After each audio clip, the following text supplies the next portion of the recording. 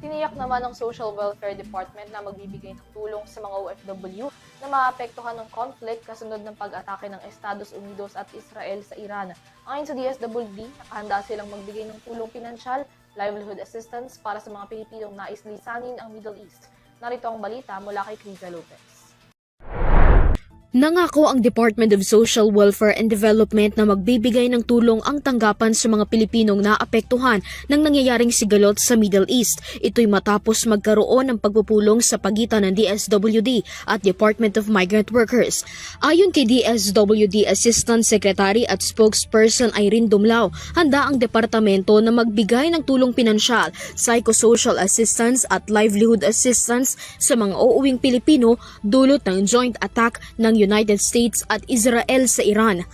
Nag-usap si Secretary Rex Gatchalian at si DMW Secretary Hans Kakda at nag-agree po sila na tutulong ang DSWD sa isinasagawa na repatriation efforts para sa mga kababayan natin na naapektuhan ng turmoil in the Middle East.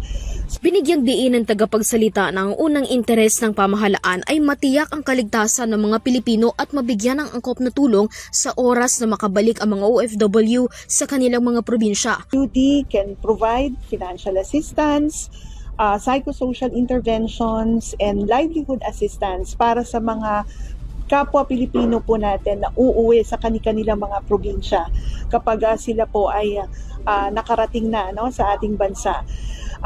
Ang ating pong primary consideration dito, of course, ay yung mapangalagaan ang interes, maprotektahan natin ang ating mga kababayan, and lalong-lalo na mabigyan sila ng karampatang tulong.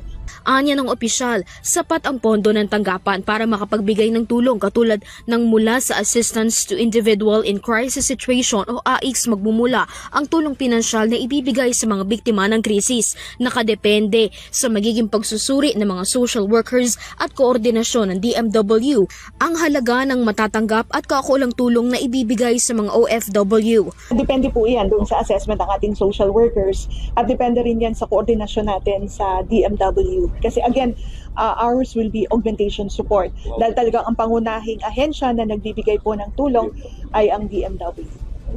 Base na rin sa inisyatiba ni Pangulong Ferdinand Marcos Jr., tiniyak ng DSWD na patuloy ang kanilang koordinasyon sa iba pang ahensya at foreign counterparts para matiyak ang kalagayan ng mga Pilipinong biktima ng giyera sa pagitan ng US at Israel laban sa Iran.